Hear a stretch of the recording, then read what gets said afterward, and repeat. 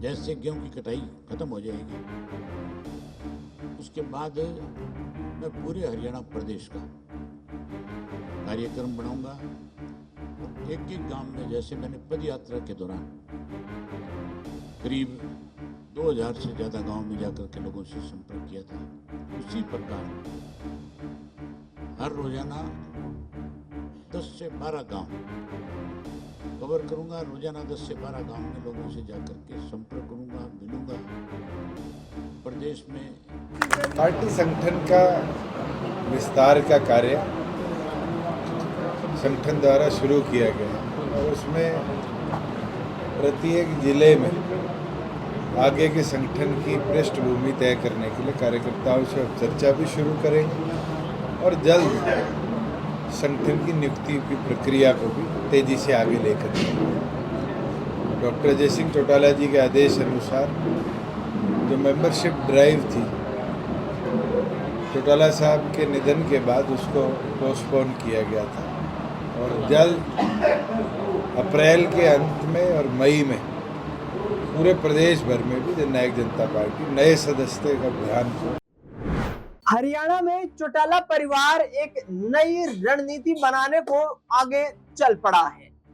दरअसल ये अप्रैल का जो महीना आने वाला है, इस अप्रैल माह में जननायक जनता पार्टी और इंडियन नेशनल लोकदल, ये दोनों राजनीतिक दल अब आगे आने वाले वक्त में संगठन को मजबूत करने के लिए, भारतीय जनता पार्टी और कांग्रेस की चिंता बढ़ाने के लिए अपने संगठन का विस्तार करने जा रहे हैं। यहां तक कि दुष्यंत चौटाला और अभय सिंह चौटाला तो ये तक ऐलान कर चुके हैं कि अप्रैल का महीना, मई महीना, यानी कि आगे आने वाला वक्त जो है वो हमारे संगठन को मजबूत करने का वक्त है। हम संपूर्ण हरियाणा में जाएंगे, लोगों के सामने अपनी बात रखेंगे और उसी आधार पर संगठन को मजबूत करेंगे।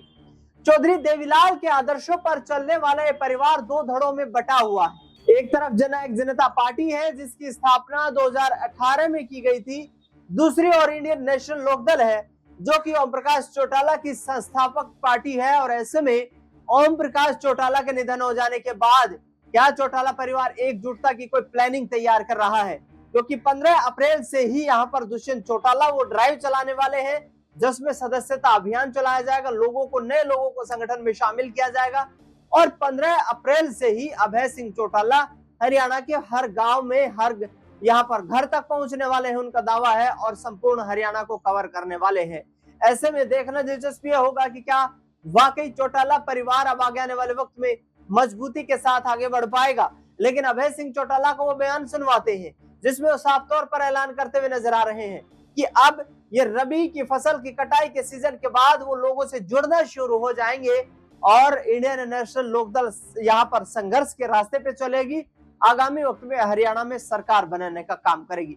सुनिए अभय सिंह चौटाला। अप्रैल के बाद, क्योंकि तब तक गेहूं की कटाई का सीजन है, जैसे गेहूं की कटाई खत्म हो जाएगी उसके बाद मैं पूरे हरियाणा प्रदेश का कार्यक्रम बनाऊंगा और एक एक गांव में, जैसे मैंने पद यात्रा के दौरान करीब 2000 से ज़्यादा गांव में जाकर के लोगों से संपर्क किया था, उसी प्रकार हर रोजाना 10 से 12 गांव कवर करूंगा। रोजाना 10 से 12 गांव में लोगों से जाकर के संपर्क करूंगा, मिलूंगा।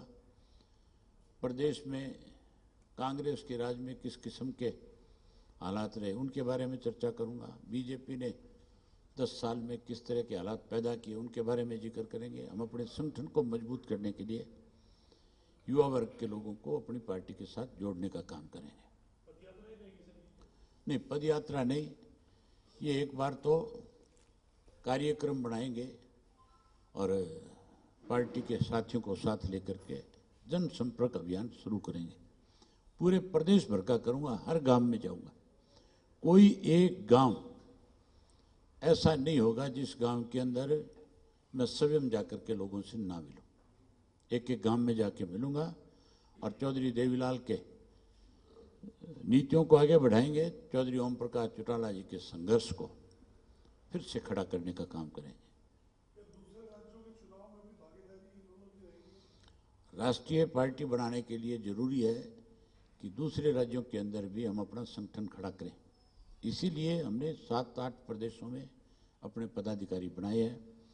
और भी जगह पे जो मेरे साथ नेशनल सतर पे जो पार्टी के साथ जिनको जिम्मेवारी दी है, इनको अलग अलग राज्यों के प्रभारी बना करके इनकी जिम्मेवारी लगाएंगे कि वहाँ जा करके भी पार्टी का संगठन बनाए और संगठन खड़ा करें। मैंने बताया ना कि मैं एक एक व्यक्ति से संपर्क करूंगा जिन्होंने चौधरी देवीलाल की नीतियों में विश्वास रखा, उनसे भी, और जो चौटाला साहब के साथ संघर्ष के साथी रहे, किसी कारणवश हमें छोड़ करके हमारे से अलग हुए, हम उन सबको नए सिरे से मिलेंगे और उनको जोड़ने का काम करें। सर, बजट सेशन चल रहा है, एक मांग जो है वो बजट पर भी दे दीजिए हरियाणा की। हैं? बजट पर सर एक रिएक्शन दे दीजिए। बजट पे मेरी रिएक्शन की मेरी ख्याल जरूरत नहीं है। रिएक्शन तो सेंटर की गवर्नमेंट की तरफ से आ चुका है। मुख्यमंत्री जब मिले उससे पूछना कि बजट तैयार करके लाए हो और लोगों को गुमराह कर रहे हो। सेंटर के अंदर बजट पे जब चर्चा हुई तो वहाँ अलग अलग राज्यों पे कितना कितना कर्जा है इसके ऊपर जिक्र हुआ, और सरकार की तरफ से बाकायदा तौर पे सेंटर की सरकार की तरफ से बताया गया कि हरियाणा प्रदेश के ऊपर 3,69,000 जो है करोड़ रुपए का जो है कर्जा बताया गया। और आपका मुख्यमंत्री जो है उसको कहते हैं 3,25,000 करोड़ रुपए। नहीं, 52 वो कहता है 26 में होगा। आप ये देखो, वो 26 की बात करता है। 25 के अंदर जो अनुमानित बताया उसने वो 3,25 बताया। तो फिर आप उनसे पूछो मुख्यमंत्री महोदय से कि आप बजट तैयार करके लेकर के आए हो, क्या आपके अधिकारी जिन्होंने बजट में आपकी मदद करी, आपको तो बजट की ABCD का पता ही नहीं है। आप किस दिन आपने इकोनॉमिक्स पढ़ी है, किस दिन आपने कॉमर्स की किताब खोल करके देखी है? आप तो रेत बेचने का काम करते थे, इससे ज़्यादा कुछ पता नहीं था। लेकिन कम से कम उन अधिकारियों को, मुख्यमंत्री को पूछना चाहिए कि आंकड़े तो मुझे सही रंग से बता दो ताकि मैं लोगों के सामने इस झूठ से बच सकूं। बजट कोरा झूठ है। इसीलिए जब गवर्नर बजट की किताब पढ़ रहा था, गवर्नर जब आपका इसका पढ़ रहा था अभिभाषण अपना, तो उसमें गवर्नर ने भी आधे से कम पेज पढ़ करके पटक के मारा और कहा भी मेरे से नहीं पढ़ा जाता। मैं इससे ज्यादा झूठ नहीं बोल सकता। तो दुष्यंत चौटाला को सुना आपने, अभय सिंह चौटाला को सुना। दोनों की कोशिशें ये है कि अब हरियाणा की जनता के दिलों में जगह बनाई जाए। देखना दिलचस्प ये होगा कि परिवार क्या वाकई आगे आने वाले वक्त में एकजुट होने में कामयाबी हासिल कर पाएगा। फिलहाल इस खास कार्यक्रम में इतना ही। देश दुनिया से जुड़ी तमाम बड़ी खबरों के लिए देखते रहिए SPN 9 न्यूज।